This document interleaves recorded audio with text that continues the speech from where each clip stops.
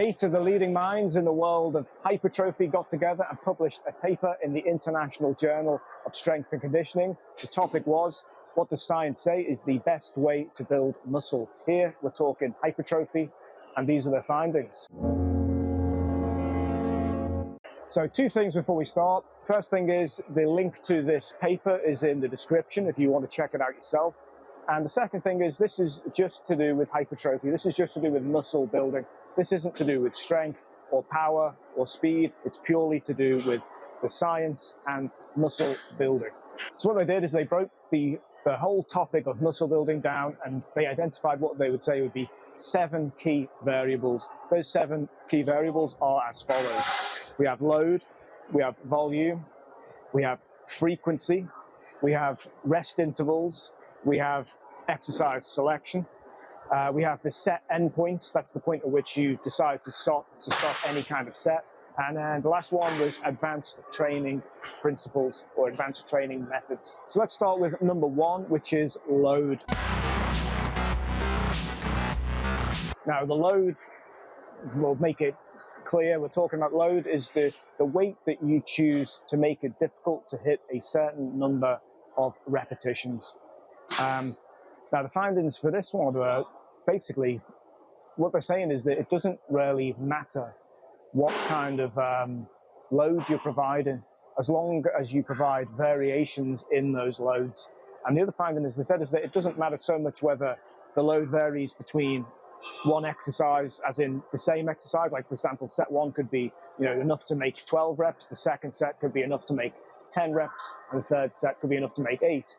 Or whether you're providing variations in load over the course of a phase. Like, for example, week 1 could be 12 reps, week 2, 10 reps, week 3, 8 reps. So that's the main finding. Variation is important, more important than the actual numbers themselves. So another standout point from this is they said that high reps are fair game. You can do high repetitions. You're going to get you're still going to get effective repetitions when you go up in those high repetitions. The trouble with high repetitions, and what they said, is that basically high repetitions also have a harder, well, what we say is a rate of perceived exertion. High reps burn, high reps are painful. So as a general rule, people just try and kind of avoid them. They just stay away from them. Because if you said to someone, right, we're doing 20 reps, 20 reps, 20 reps, and you, like, for example, you had a client who's doing this, they're just going to be in agony all the time, and they'll be like, forget this training isn't for me. So, clarify, reps, load is important, but there's a variety of loads. The next topic is volume. That is the total amount of work that you do in any given period. Now, that could be, for example, the volume of a particular body part or particular workout, or it could be volume spread over the course of time, over the course of a week. The surprising findings on this one for many will be that they said that it doesn't really matter as long as you're hitting 10 sets per body part over the course of a week. Now, this was, for me, it's like this was a bit of a kind of an eye-opener in that, I've been moving slowly towards less and less volume, because I don't know whether it's a wisdom or an aging process or an instinctive kind of thing, but I found that I respond better generally for less work. And this is kind of backed up by the evidence. What this it does is obviously has big implications, because if you're used to, the traditional 4-day split of today is chest, then it's back, then it's legs, then it's shoulders, and you're spending a whole day dedicated to this, 10 sets isn't a lot of work in the gym. And again, those 10 sets, it doesn't matter if you're splitting them over the course of a week or you're doing them all in one workout. You could come into the gym and do chest on one day and do 10 sets. Half an hour later, you've left. You could also split that chest exercise. You could train every day, potentially. You could do full body workouts, do 2 to 3 sets per body part, and according to the evidence, have the exact same results. So it throws everything up in the air a little bit. What you have to decide is what works best for you. When it comes to full body workouts, I find that, especially if you're including legs in there, and if you're doing the right kind of exercise protocol, you're warming up properly, you're adding your warm-up sets, and you're doing your session preparation, that can be a bit of a ball ache. It's a long session because you've got to warm everything up every session. My personal feeling on this one is, and this is something I've been doing for a long time, is that I don't have a chest day anymore or a back day. I break it into push days or pull days, and I do less overall work in those sets, and it allows me to, in the space of a week, have more than one push day, because I'm not training to this complete exhaustion and smashing my chest to pieces that for 4 or 5 days I can't move. I can do it again later in the week, and it fits with this lower volume kind of work, is that especially if you do maybe bigger movements at the beginning of the week, and it gives you a space for some more isolation work maybe at the end of the week, or combining it with maybe a different kind of split routine. You could do a push day, a pull day, a lower body day, and maybe a full body day at the end of the week. So it gives you lots of variation. Next topic was frequency, training frequency. Really, this is kind of like when you add the previous 2 points, you automatically get a kind of automatic response for training frequency.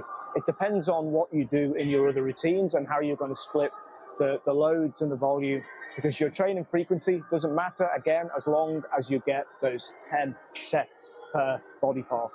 Let's move on to the next one, which was rest intervals. This was one of the most important ones because so much rides or so much depends on adequate rest. You have this kind of Goldilocks zone of rest when it comes to bodybuilder. This is too little and you don't get an adequate rest. Too long and it's basically you've missed the window of opportunity. So it's all about applying the right kind of rest, so the right kind of repetitions, the right kind of loads, the right kind of frequency to encourage muscle growth. When it comes to the rest intervals they recommend, for larger movements and larger body parts, like your bench presses, your deadlift, your squats, they're recommending at least 2 minutes of rest. These are your big compound movements. That's going to give you enough time to recover. And don't forget, the longer you've lifted, the more experienced you are with your lifting. You become more biomechanically efficient. So, and you have this, obviously, the strength deficit to take into consideration. And when you lift, and you've lifted for a long time, for example, my 1 rep max compared to a novice's 1 rep max is much more costly for me, because I've learned to recruit much more of what is required to make the lift, as opposed to a novice who's still learning to do the lift. They're firing all over the place. There's this working, this isn't working. So they might only be 50% efficient in that lift. From my side, I might be 90% efficient in terms of the lift. So that big difference, 40%, requires a lot more energy. So it's about applying the right kind of rest to that movement. When it comes to smaller body parts, more your isolation kind of exercise, they say 60 seconds to 90 seconds of rest. Of course, this rest period all depends on how hard you're actually working in the set. If you're just going along and babysitting a couple of dumbbells and you're doing 10 reps and okay, that's enough 10 reps. Here's an idea, maybe don't babysit the weights. Maybe in fact, just stay home, don't turn up to the gym, stay off the benches, stay off the equipment. Let people who really want to work hard use the equipment. Because at the end of the day, if you're not there to work hard, you're not there to graft, and you're not there to embrace the difficulty, then stay home. Next point is exercise selection. So obviously there's lots of different exercises you can do. The gym is full of different equipment, barbells, dumbbells, cables, machines. Their findings say that you want to basically apply a variety of different kind of stimulus to the muscles. So you can, go from machines to dumbbells to barbells. My issue with this is that, bear in mind that the other information they've given you is you have 10 sets. They want you to hit 10 sets. For me, this is where I branch out or move away from this traditional bodybuilding mindset, in that you have 10 sets, you have to use them wisely.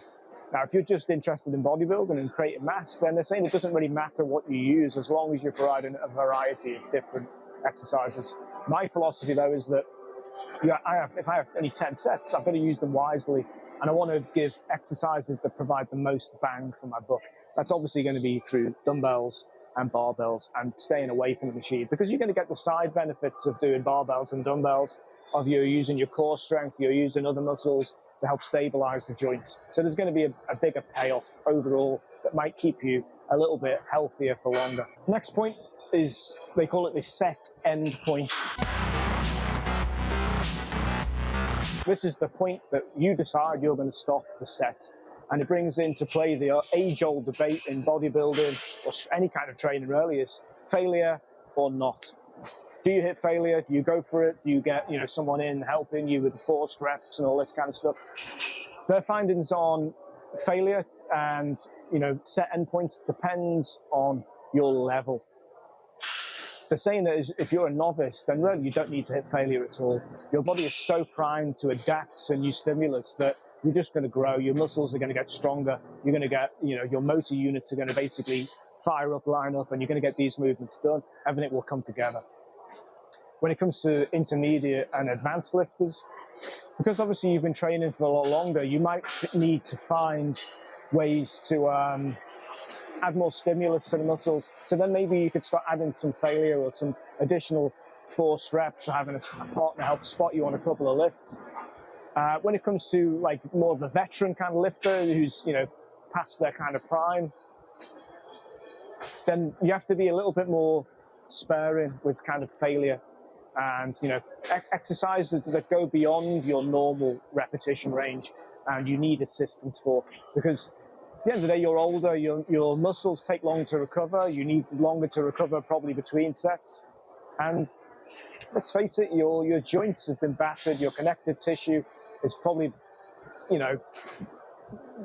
not as good as you were when, let's say, not as good as you were when you were in your 20s, and it's less supple, and it's more likely, more prone to injury. That's why you don't generally get 50-year-olds to start sprinting up and down a track, because they're almost guaranteed to pull a hamstring. So you have to use it sparingly. And our last point is advanced training methods. We've all done it. We all get bored. We all start meddling. We all start trying to find. So we see something. Oh, let's add this little bit to it. We'll make this a little bit tougher. Oh yeah, this is I saw this in a magazine. Let's do this. We've all done it. We get bored of things. We want to try and make it more challenging. Mainly, I think, just for your own brain than for your body. Unfortunately, the literature doesn't show any empirical evidence that these advanced kind of training methods supersede just your regular previous rules that they've just given you. Sticking to the basics is always going to be the best. However, they have said that they are open to some methods being used as a means of providing a different kind of stimulus and a different kind of change. All right, so that's it. They're the 7 points. What do you think? We're going to make changes? Do you feel as if you've missed something? Do you feel as if you're doing too much, too little? Do you agree? Do you disagree? Are you going to make any little amendments? Put your thoughts down in the comments. I'm genuinely interested to see if this is shocking or this is like, we know all this already.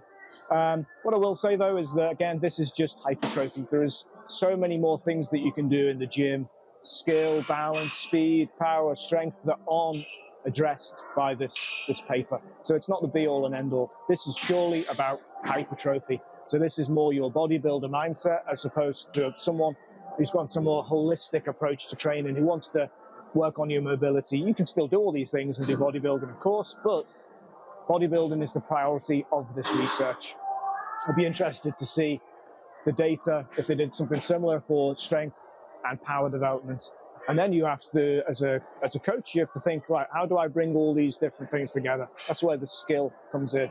And you don't just throw everything at a wall and hope something sticks. You have to use the science and the best way to engage your clients with all these different protocols based on, obviously, your own training principles. So obviously having muscle is great, but like I've always said, my priority is muscle isn't just for the mirrors, and strength you can use